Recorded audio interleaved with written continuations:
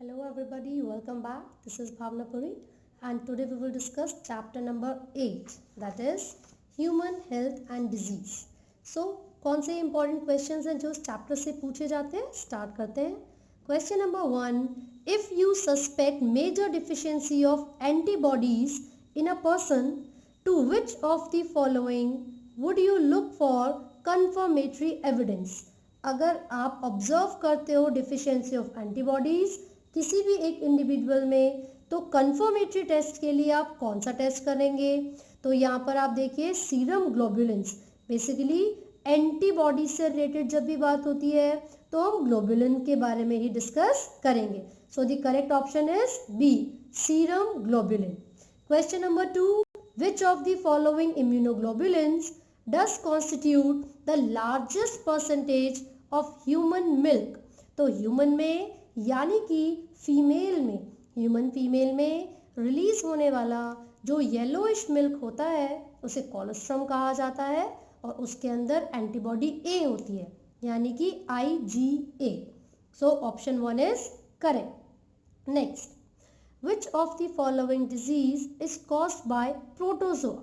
आपको यहाँ पर 4 अलग अलग एग्जाम्पल दिए हुए हैं जिसमें बेबियोसिस है, ब्लास्टोमाइसोसिस है, then syphilis and influenza. The other diseases are caused by virus, लेकिन जो फर्स्ट ऑप्शन है वो कौन करवाता है? प्रोटोजोआ. तो ऑप्शन 1 इज करेक्ट. आगे बढ़ेंगे. Grafted kidney may be rejected in a patient due to. देखिए, ह्यूमोरल और सेल मेडिएटेड इम्यूनिटी दो तरीके की होगी. जो ह्यूमोरल है वो ब्लड में यानी कि एंटीबॉडी से रिलेटेड होने वाली एक्टिविटीज़ को कंट्रोल करती है, लेकिन जो सेल मेडिएटेड इम्यूनिटी है which is under T lymphocytes control. Humoral immunity B lymphocytes के और सेल मेडिएटेड टी लिम्फोसाइट्स के कंट्रोल में होती है. तो सेल मेडिएटेड ही रिजेक्शन करती है ग्राफ्ट का यानी कि ऑर्गन का. So option D is correct. आगे बढ़ते हैं. क्वेश्चन नंबर 5, आपको यहाँ पर मैच द फॉलोइंग पूछा है. ठीक है, देखते हैं ज़रा. इसमें से पूछा है match each disease with its correct type of vaccine. सबसे पहले ट्यूबरक्यूलोसिस, उसके आगे लिखा है harmless virus, then whooping cough inactivated toxin, then diphtheria killed bacteria, polio harmless bacteria. अब हमें इनको मैच करके देखना है और बताना है कि करेक्ट आंसर क्या होगा. तो ट्यूबरक्यूलोसिस की जब हम बात करेंगे तो इसकी वैक्सीन के लिए हम हार्मलेस बैक्टीरिया को यूज़ करेंगे बिकॉज TB बैक्टीरियल डिजीज़ है. ठीक है, अब हम बी ऑप्शन की तरफ चलते हैं. वूफिंग कफ, तो बेसिकली इसमें हम किल्ड बैक्टीरिया को यूज़ करते हैं उसकी वैक्सीनेशन में. देन डिप्थेरिया के अंदर इनएक्टिवेटेड टॉक्सिन को यूज़ किया जाता है ताकि सेकेंडरी रिस्पॉन्स आसानी से किया जा सके. और पोलियो के लिए हम हार्मलेस वायरस को यूज़ करते हैं. इसको एटीन्यूएटेड भी कहा जाता है, हीट किल्ड या फिर एटीन्यूएटेड वायरस. तो इस हिसाब से ऑप्शन ए करेक्ट हुआ यानी कि 5th का आंसर है ऑप्शन ए. क्वेश्चन नंबर 6 देखते हैं. The active form of Entamoeba histolytica feeds upon food in intestine, blood only या फिर erythrocytes, mucosa and submucosa of colon, mucosa and submucosa of colon only. So option C is correct क्योंकि वो erythrocyte के ऊपर भी feed करेगी, mucosa and submucosa layer पर भी फीड करती है. राइट. क्वेश्चन नंबर 7 देखते हैं. HIV that causes AIDS first start developing. जो HIV है जो कि एड्स को करवाने के लिए रिस्पॉन्सिबल है वो सबसे पहले डेवलप करेगा किस में? Helper T cells, thrombocytes, B lymphocytes या फिर leukocyte. So option A is correct क्योंकि जो HIV है वो मैक्रोफेजेस यानी कि टी लिम्फोसाइट्स के ऊपर सबसे ज़्यादा अटैक करेगा और इनका नंबर धीरे धीरे डिक्रीज करेगा. ठीक है, अगले क्वेश्चन में देखिए आपको एक पिक्चर गिवन है और आपसे ये पूछा गया है which is the particular type of drug that is obtained from the plant shown here. तो किस तरीके का ड्रग हम इस प्लांट से ऑब्टेन कर सकते हैं? तो वो हेल्यूसिनोजेनिक होगा, डिप्रेसेंट होगा, स्टिमुलेंट होगा या फिर पेन किलर होगा. तो आपको ये याद रखना है फर्स्ट ऑप्शन यानी कि इस प्लांट से ऑब्टेन किया जाने वाला जो ड्रग होगा वो हेलुसिनोजेनिक होगा, राइट। आगे बढ़ेंगे। क्वेश्चन है at which stage of HIV infection does one usually show symptoms of AIDS. HIV की कौन सी स्टेज पर पर्सन एड्स के सिम्टम्स को शो करेंगे? Within 15 days of sexual contact with an infected person, क्या सेक्सुअल कॉन्टैक्ट होने के 15 दिन बाद ही सिम्टम्स दिखेंगे? When the infected retrovirus enters host cell, या फिर जब होस्ट सेल के अंदर इन्फेक्टेड RNA रेट्रोवायरस जो कि RNA को कैरी करता है वो अंदर आ जाएगा, या फिर when HIV damages large number of helper T sales, और डी ऑप्शन है when the viral DNA is produced by reverse transcriptase. तो आपको याद रखना है जैसे ही T लिम्फोसाइट्स का नंबर डिक्रीज होता रहता है ये एक मेजर सिम्टम होता है एड्स को डिटेक्ट करने में, राइट। आगे बढ़ेंगे क्वेश्चन नंबर 10 की तरफ। आपसे पूछा है infection of Ascaris usually occur by, जो एस्कैरिस है एक राउंड वॉर्म है, जब उसका इन्फेक्शन होगा तो उसका मेन रीजन क्या होगा? CC fly, mosquito bite, drinking water containing eggs of ascaris, eating imperfectly cooked food या पॉर्क। सो ऑप्शन सी बिल्कुल सही है, कंटामिनेटेड फूड या वाटर से एस्कैरियासिस बीमारी हो सकती है, राइट। आगे बढ़ते हैं क्वेश्चन नंबर 11 की तरफ। विच one of the following statements is correct regarding sexually transmitted diseases. STD के रिस्पेक्ट में कौन सी स्टेटमेंट बिल्कुल सही है? अ पर्सन में contact syphilis by sharing milk with one already suffering from disease। क्या किसी का झूठा दूध पीने से भी उसको HIV या सिफिलिस जैसी बीमारी हो सकती है? No. Second option haemophilia is one of the STDs, क्या ये सही है? नहीं, वो एक सेक्स लिंक्ड रिसेसिव डिसऑर्डर है यानी कि जेनेटिक डिसऑर्डर। आगे बढ़ते हैं। Genital herpes and sickle cell anaemia are both STDs, क्या सिकल सेल अनीमिया भी एक STD है? नो। वो किस तरीके की डिजीज होगी? Autosomal recessive. तो उसका मतलब है ऑप्शन सी भी गलत हुआ।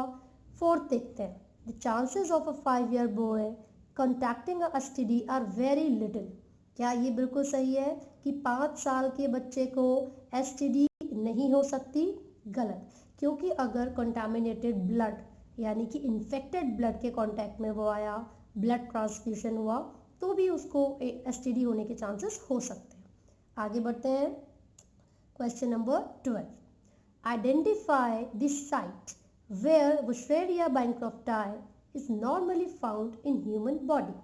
ऑप्शंस हैं muscles of legs, blood vessels of thigh region, skin between the fingers, lymphatic vessels of the lower limbs। So definitely option D is correct. NCERT में आपको इसका डायग्राम भी गिवन है, right. Question number 13। Which one of the following is hallucinogenic drug. आपको याद रखना है हेल्यूसिनोजेनिक drug का मतलब है जिससे भ्रम होता है, हेल्यूसिनेशन होती है, 2 के 4 दिखाई देंगे, ठीक है। यूफोरिया की भी एक कंडीशन इससे राइज हो सकती है। ये जनरली जो कोकेन के आपने एग्जाम्पल्स देखे थे ना, उसके अलावा जो LSD है यानी कि लिसर्जिक एसिड डाइथाइल अमाइड, ये एक बहुत ही अच्छा एग्जाम्पल है ऐसे ड्रग का जो कि हेल्यूसिनोजेनिक प्रॉपर्टीज को शो करेगा। तो इसका आंसर क्या हुआ फिर? क्वेश्चन नंबर 13 का आंसर है सी, लिसर्जिक एसिड डाइमिथाइल अमाइड। आगे बढ़ेंगे question number 14। Motile zygote of Plasmodium occurs in. Zygote की बात हो रही है यहाँ पर, तो जो प्लाज्मोडियम के जाइगोट है, मोटाइल जाइगोट, वो कहाँ पर अकर होते हैं? Gut of female anopheles, salivary glands of anopheles, human RBC या ह्यूमन लिवर। तो आपको याद रखना है फीमेल एनोफिलिस के गट में वहीं पर फर्टिलाइजेशन होती है और मोटाइल जाइगोट भी वहीं पर बनेंगे, ठीक है। उसके बाद जाकर जब डेवलपमेंट कंप्लीट हो रही होती है तब सलाइवरी ग्लैंड्स में जाता है एनोफिलिस के, और जो प्लाज्मोडियम की इन्फेक्शन स्टेज होती है यानी कि स्पोरोजोइड्स, उनकी फॉर्मेशन होगी। आगे बढ़ते हैं क्वेश्चन नंबर 15। जो विडाल टेस्ट है वो क्यों किया जाता है? टाइफॉइड फीवर को चेक करने के लिए। That means option D is correct. आगे बढ़ेंगे question number 16। Common cold differs from pneumonia in that, जो कॉमन कोल्ड है वो निमोनिया से अलग होता है। क्यों, देखते हैं। Pneumonia is communicable whereas the common cold is nutritional deficiency disease. गलत है, जो कॉमन कोल्ड है वो ज़्यादा कम्युनिकेबल है और वो न्यूट्रिशन की डिफिशियंसी से नहीं, बल्कि एक वायरस आपने पढ़ा होगा जिसको राइनो वायरस कहते हैं, उसकी वजह से होता है। Next, pneumonia can be prevented by a live attenuated bacterial vaccine. क्या लाइव एटेन्यूएटेड बैक्टीरियल वैक्सीन का यूज़ करेंगे? और इसमें कॉमन कोल्ड में नो इफेक्टिव वैक्सीन होती है। इसमें जो बी ऑप्शन है वो भी गलत है। क्यों? क्योंकि इसमें यहाँ पर लाइव एटेन्यूएटेड लिखा हुआ है, ठीक है, तो ये दोनों में कोई डिफरेंस नहीं हुआ है सच। सी ऑप्शन देखते हैं। आपसे बोला है pneumonia is caused bye a virus while the common cold is caused by a bacterium. Again, this is a wrong statement. D option देखते हैं। Pneumonia pathogen infects alveoli, whereas the common cold affects nose and respiratory passage but not the lungs. This is absolutely right. So option D is correct. तो 16 का answer हो गया option D। आगे बढ़ेंगे question number 17 की तरफ। Which one of the following is not a property of cancerous cells, whereas the remaining three are? इनमें से कौन सी कैंसरस सेल की प्रॉपर्टी नहीं होगी? ठीक है, तो एक बार फटाफट से पढ़ लेते हैं। दे compete with normal cells for vital nutrients, बिल्कुल सही बात है। They do not remain confined in the area of formation, जी बिल्कुल, मैलिग्नेंट ट्यूमर के केस में ऐसा ही होता है। They divide in an uncontrolled manner, जी बिल्कुल सही है। They show contact inhibition, no. जो कैंसरस सेल्स होते हैं उनके अंदर ये एबिलिटी लॉस हो जाती है, तो उनके अंदर कोई भी कॉन्टैक्ट इनिबिशन की प्रॉपर्टी नहीं होती। So option D is correct. Question number 18 की तरफ चलते हैं। पूछा है cirrhosis of liver is caused bye chronic intake of. जब आप लॉन्ग टर्म इनटेक करते हो अल्कोहल का, तब जाकर ये लिवर की जो डिसऑर्डर है वो कंडीशन अराइज होगी, यानी कि ऑप्शन बी इज करेक्ट। आगे बढ़ते हैं क्वेश्चन नंबर 19 की तरफ। आपको ये डायग्राम गिवन है यहाँ पर, और क्या पूछा है, identify molecule A and be shown below and select the right option giving their source and use. आपको इस पिक्चर को आइडेंटिफाई करना है और इसका करेक्ट ऑप्शन बताना है। जो यहाँ पर ए पिक्चर दी हुई है वो किसकी है और जो बी पिक्चर दी हुई है वो किसकी है, ठीक है। तो यहाँ पर देखिए, जब ए वाले डायग्राम को आप देखोगे तो आपको पता चलेगा वो मॉर्फिन को रिप्रेजेंट कर रहा है, और जो मॉर्फिन है उसका सोर्स क्या होगा, पैपेवर सोमनिफेरम, और ये किस तरीके से यूज़ किया जाता है, सेडेटिव और पेन किलर होगा, यानी कि ऑप्शन डी बिल्कुल सही है। यहाँ पर मॉर्फिन पैपेवर सोमनिफेरम से लिया गया है, यूज क्या है, sedative and pain killer. Question number 20 क्या है, where will you look for the sporozoites of the malarial parasite. अगर आपको मलेरियल पैरासाइट के स्पोरोजोइट्स को देखना है तो आप कहाँ पर देखोगे? तो ऑप्शंस देख लेते हैं इसके। In the saliva of infected female Anopheles mosquito. क्या इन्फेक्टेड फीमेल एनोफिलिस मॉस्किटो के सलाइवा में हमें स्पोरोजोइट्स मिलेंगे? बिल्कुल मिलेंगे। तो इसका मतलब ये हुआ फर्स्ट ऑप्शन बिल्कुल सही है, क्योंकि देखिए मैंने बताया था गट में फर्टिलाइजेशन हो रही थी, उसके बाद जो इन्फेक्शन स्टेज है वो सलाइवरी ग्लैंड्स में स्टोर की जाती है, राइट। नेक्स्ट क्वेश्चन क्या है, क्वेश्चन नंबर 21 पूछा गया है, which one of the following options gives the correct matching of a disease with its causative organism and mode of infection। इनमें से कौन सा ऑप्शन बिल्कुल सही है? पहला देखते हैं, टाइफॉइड सैल्मोनेला टाइफी ने करवाया विद इंस्पायर्ड एयर। क्या सांस जो हमने ली है उसकी वजह से टाइफॉइड फीवर होता है? नहीं, हमने इसके बहुत सारे रीजंस पढ़े हैं, आपको रिवाइज करना है फिर से। सेकंड है निमोनिया, और निमोनिया किसकी वजह से हुआ है? यहाँ पर ऑप्शन है स्ट्रेप्टोकोकस निमोनी, बिल्कुल सही। क्या ये फैल सकता है ड्रॉपलेट इन्फेक्टेड विद इन्फेक्शन? जी बिल्कुल, ऑप्शन बी बिल्कुल सही है। ड्रॉपलेट इन्फेक्शन से निमोनिया स्प्रेड हो सकता है, ये इसका मोड ऑफ इन्फेक्शन होगा। आगे देखते हैं क्वेश्चन नंबर 22 पूछा गया है, common cold is not cured by antibiotics because. ऐसा क्या रीज़न है कि कॉमन कोल्ड को एंटीबायोटिक से ठीक नहीं किया जा सकता? देखिए, क्योंकि वो वायरस की वजह से होता है और वायरस के अगेंस्ट एंटीबॉडीज़ को प्रिपेयर करना बहुत मुश्किल है एज दे कंटेन आरएनए। अगर उनका जेनेटिक मटेरियल आरएनए होता है, क्योंकि आरएनए में बहुत ही जल्दी या रेट ऑफ म्यूटेशन बहुत ज़्यादा होता है, इसलिए उनके अगेंस्ट एंटीबॉडीज़ को प्रिपेयर करना बहुत मुश्किल होता है। ठीक है, आगे बढ़ेंगे। Question number 23, ringworm in human is caused by. Ringworm किस वजह से होते हैं? फंजाई की वजह से होते हैं। इसका मतलब हुआ क्वेश्चन नंबर 23 का आंसर है बी, फंजाई, राइट।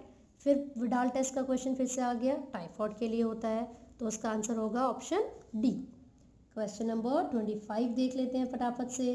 क्या पूछा गया है हमसे? पूछा है which one of the following statements is correct with respect to AIDS. पहला क्या है? The HIV can be transmitted through eating food together with an infected person. Is it possible? No, एक साथ खाना खाने की वजह से नहीं होगा, फ्लूइड ट्रांसमिशन की वजह से होता है। दूसरा, drug addicts are least susceptible.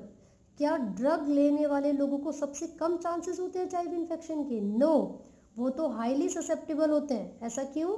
क्योंकि सिरिंज यानी कि इंजेक्शन को एक्सचेंज करते हैं, जिससे ज़्यादा चांसेस होते हैं उनके बीमारी होने के। फिर है AIDS patients are being fully cured 100% with proper care and nutrition. क्या एड्स के पेशेंट को 100% क्योर किया जा सकता है? नो, इसका मतलब है ऑप्शन डी ही करेक्ट होगा। पढ़ लेते हैं कि जब HIV एंट्री लेगा तो वो टी लिम्फोसाइट्स के नंबर को डिक्रीज करेगा। Absolutely right. अगला क्वेश्चन क्या है? Infectious proteins are present in. जहां भी ये टर्म आपको मिलेगी इन्फेक्शियस प्रोटीन्स, आपको याद रखना है प्रायंस आर द एग्जाम्पल। ये मिसफोल्डिंग ऑफ प्रोटीन से बनते हैं। इसका एक एग्जाम्पल है जो ये डिजीज करवाते हैं, mad cows disease. Mad cows disease. चलिए अब हम क्वेश्चन नंबर 27 देखेंगे। Select the correct statement from the ones given below. Options क्या हैं? Barbiturates when give the criminals make them tell the truth. क्या क्रिमिनल्स को बार्बिटरेट्स देने से वो सच उगल देते हैं? ऐसा होता तो सारे क्रिमिनल्स यही कहते हैं हमें बार्बिटरेट्स दे दो, है ना। No, this is a type of drug जो हेलुसिनेशन करवाता है, लेकिन ऐसा ज़रूरी नहीं है कि सारी बातें सच बोली जाए। ठीक है, ऑप्शन बी आपको गिवन है, जिसमें बोला है morphine is often given to person who have undergone surgery as a pain killer. Absolutely right. Morphine एक सेडेटिव होता है, एक पेन किलर की तरह उसको यूज किया जाता है। So option B is correct. आगे देखिए, which one of the following techniques is safest for the detection of cancer. इनमें से कौन सी टेक्निक सबसे ज्यादा सेफ है? सो फर्स्ट ऑप्शन यानी कि MRI, this is the correct one, magnetic resonance imaging. आपको ये ज़रूर याद रखना है कि आई का मतलब इमेजिंग होता है, क्योंकि क्वेश्चन इसी तरीके से आपको पूछा जाएगा MRI की एक्सपेंडेड फॉर्म क्या है, राइट। आगे देखिए, क्वेश्चन नंबर 29 की तरफ बढ़ते हैं। A person suffering from a disease caused by Plasmodium experiences recurring chill fever at a time when. किस समय उस व्यक्ति को चिल्स और फीवर होगा जिसको क्या हुआ है? प्लाज्मोडियम है जिसके अंदर, मतलब मलेरिया है जिसको। तो हमेशा याद रखिए, जब भी स्पोरोजोइड्स बॉडी के अंदर आएंगे तो वो मलेरिया करवाएंगे, राइट। लेकिन एक केमिकल मान लीजिए जो कि जिसका नाम है हीमोजीन, जब वो केमिकल रिलीज होता है पेशेंट की बॉडी के अंदर, तब जनरली चिल्स और फीवर होंगे, राइट। फर्स्ट ऑप्शन देखते हैं। The sporozoites released from RBCs are being rapidly killed and broken down. क्या जिस समय वो किल होते हैं, ब्रेक डाउन होते हैं, तब चिल्स और फीवर होंगे? No. The trophozoites reach maximum growth and give out certain toxin. क्या ट्रोफोजोइड्स कुछ एक स्पेसिफिक ग्रोथ फेज में आते हैं और केमिकल्स को रिलीज करेंगे, उस समय चिल्स और फीवर होती है? No. The parasite after its rapid multiplication inside RBCs rupture them, releasing the stage to enter fresh RBC. Absolutely right. जिस समय पैरासाइट RBCs को रप्चर करेगा उसी समय कुछ केमिकल्स रिलीज होते हैं जिनको हीमोजीन कहा जाता है and they are responsible to cause chills and fever. ठीक है, so option C is correct. Question number 30 देखेंगे हम। Which one of the following statements is correct? पहला ऑप्शन है benign tumour show the property of metastasis. No, malignant tumour में ये property होती है। ठीक है, और मेटास्टेसिस का मतलब है कि एक जगह से दूसरी जगह पर कैंसरस सेल्स का जाना और न्यू ट्यूमर को क्रिएट करवा देना। तो यहाँ पर ऑप्शन सी करेक्ट होगा, क्योंकि मैलिग्नेंट ट्यूमर में क्या प्रॉपर्टी होती है? मेटास्टेसिस। इसीलिए ज़्यादा बोलते हैं ना कि हार्मफुल है एक तरीके से इस तरीके का ट्यूमर। ठीक है, क्वेश्चन नंबर 31 देखेंगे। Which of the following is a pair of viral disease? पहला ही ऑप्शन देख लीजिए, कॉमन कोल्ड और एड्स दोनों ही वायरस से होती हैं। डिसेंट्री इसमें क्या है? बैक्टीरिया से हो रही है, वायरस से। टाइफॉइड और टीबी दोनों बैक्टीरिया से होती हैं। रिंगवॉर्म, फंगस और ये वायरस से होगी। तो ऑप्शन ए बिल्कुल ठीक है, क्योंकि दोनों ही बीमारियां वायरस से होती हैं। क्वेश्चन नंबर 32 देखेंगे। मैच द फॉलोइंग यानी कि disease in column 1 with column 2। तो ज़रा देखते हैं कौन कौन से डिजीजेस हमें गिवन है। चलिए, तो क्या क्वेश्चन है यहाँ पर? मैच द फॉलोइंग आपको करना है। ठीक है, तो आपको ये पढ़ना है और सही ऑप्शंस बताने हैं। अमीबियासिस के आगे दिया हुआ है हमको ट्रोपोनिमा पॉलिडियम। डिप्थेरिया के आगे use only sterilise food and water. Chlorella के डीपीटी वैक्सीन। साइफिलिस के आगे लिखा है यूज ओरल रिहाइड्रेशन थेरेपी। अब हमें करेक्ट मैच बताना है, तो फिर ज़रा देख लेते हैं। ऑप्शन ए फर्स्ट दिया हुआ है।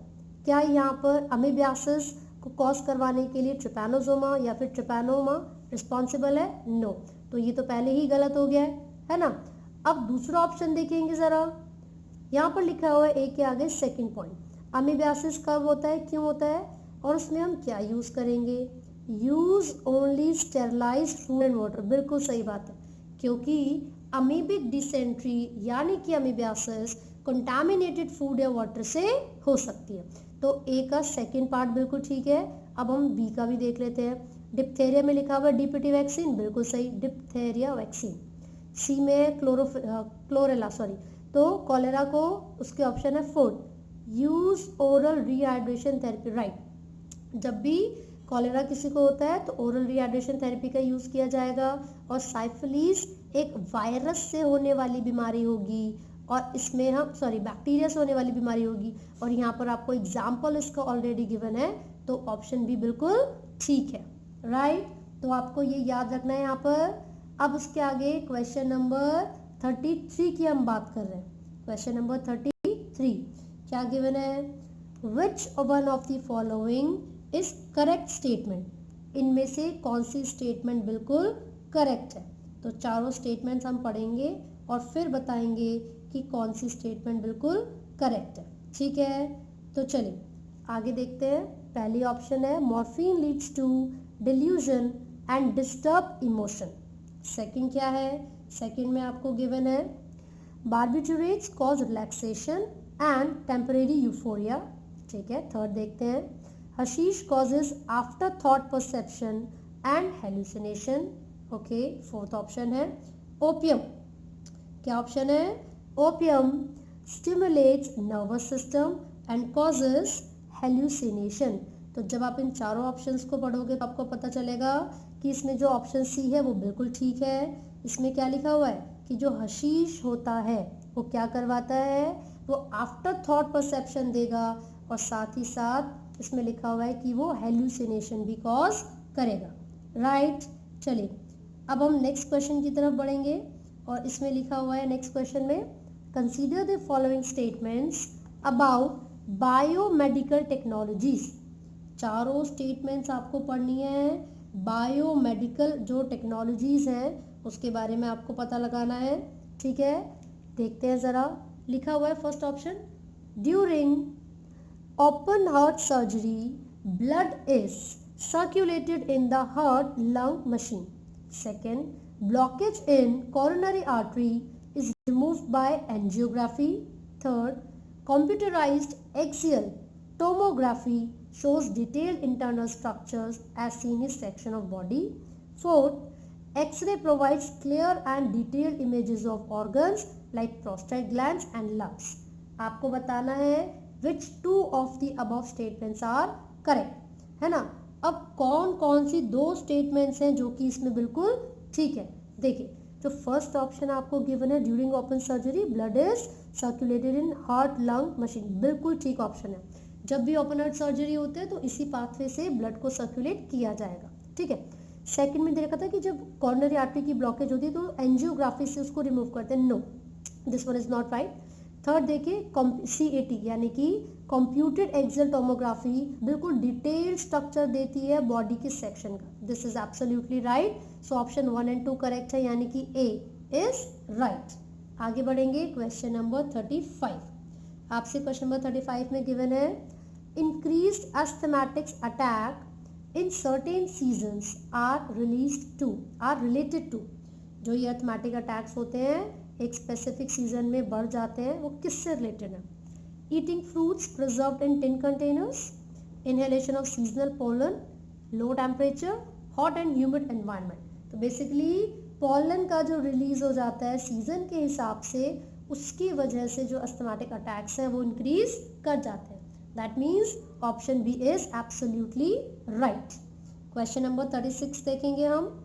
If you suspect major deficiency of antibodies in a person to which, पहले ही जैसा क्वेश्चन है तो हमने ग्लोबुलिन वाला पढ़ा था कि जब भी एंटीबॉडीज की बात होती है तो ग्लोबुलिन्स के बारे में हम बात करेंगे, ठीक है। आगे बढ़ते हैं। हमसे पूछा गया है lysozyme that is present in perspiration, saliva and tears destroy. जो लाइसोजाइम्स होते हैं हमारे आंसू में, सलाइवा में और पसीने में प्रेजेंट होते हैं, वो किस चीज़ को डिस्ट्रॉय करेंगे? लिखा हुआ है सर्टेन टाइप्स ऑफ बैक्टीरिया, या फिर ऑल वायरसेस, या फिर मोस्ट वायरस इन्फेक्टेड सेल्स, या फिर फंजाई। सो बेसिकली मैं आपको बता दूं लाइसोजाइम रिस्पॉन्सिबल हैं कुछ स्पेसिफिक टाइप्स ऑफ बैक्टीरिया को किल करने के लिए, ठीक है। आगे बढ़ते हैं। Question number 38, the blue baby syndrome results from, ये जो ब्लू बेबी सिंड्रोम है वो किसका रिजल्ट है? Excess of TDS total dissolve solid, excess of chloride, या फिर मिथामोग्लोबिन, या फिर excess of dissolve oxygen. So एक केमिकल होता है मिथामोग्लोबिन, इसकी एक्सेस होने की वजह से या इसकी प्रेजेंस होने की वजह से ब्लू बेबी सिंड्रोम होता है। So option C is correct. Next देखिए question number 39, the causative agent of mad cow disease, ये मैंने ऑलरेडी आपको बताया था, प्रायंस होगा इसका आंसर। अगला देखिए 40th क्वेश्चन गिवन है हमें, the bacterium Clostridium botulinum that causes botulism is, वो जो बैक्टीरिया है जो कि बॉट्यूलिज्म करवाएगा वो ऑब्लिगेट एरोब है, फैकल्टेटिव एनारोब है, ऑब्लिगेट एनारोब है, या फिर फैकल्टेटिव एरोब। तो आपको याद रखना the bacteria causing botulism is an obligate anaerobe, obligate anaerobe, right? तो ये कुछ ऐसी चीज़ें हैं जो कि हमने डिजीज से रिलेटेड डिस्कस की हैं, तो आपको ये चीज़ें बहुत अच्छे से पढ़नी है, याद रखनी है। इसी के साथ साथ डिजीज़ के अलावा भी बहुत सारी इंपॉर्टेंट चीज़ें आपको दे रखी हैं, टेस्ट वगैरह के नाम आपको इस चैप्टर में गिवन है, तो आप वो सभी बहुत अच्छे से पढ़ेंगे, राइट। और जैसे बैक्टीरिया से होने वाली डिजीज़, वायरस से होने वाली डिजीज़, इस तरीके के काफ़ी क्वेश्चंस भी पूछे जाते हैं, ठीक है। तो अभी हमने यहाँ पर पढ़ी थी ना, जैसे कि अमीबियासिस हो गया, अमीबा करवाता प्रोटोजोआ से, डिप्थेरिया हो गया बैक्टीरिया से, कॉलेरा बैक्टीरिया से, साइफिलिस अगेन बैक्टीरिया से। तो ये STD है, इसके अलावा गोनोरिया भी थी, वो भी बैक्टीरिया से होती है, लेकिन हेपेटाइटिस हो गया, जेनाइटल हर्पिस हो गया, एड्स हो गया, वो सब वायरस से होती है, ठीक है। तो आज हमने 40 क्वेश्चंस डिस्कस किए हैं चैप्टर नंबर 8 के। तो आई होप ये सभी क्वेश्चंस आपको समझ में आए हैं। इन केस आपको कोई भी डाउट है आप कमेंट कर सकते हैं, साथ ही साथ आप लोग इंस्टाग्राम पे मुझे फॉलो कर सकते हैं बाकी अपडेट्स के लिए, और कोई भी डाउट है तो आप कमेंट करके पूछ लीजिए। And do not forget to like, share and subscribe. Thank you.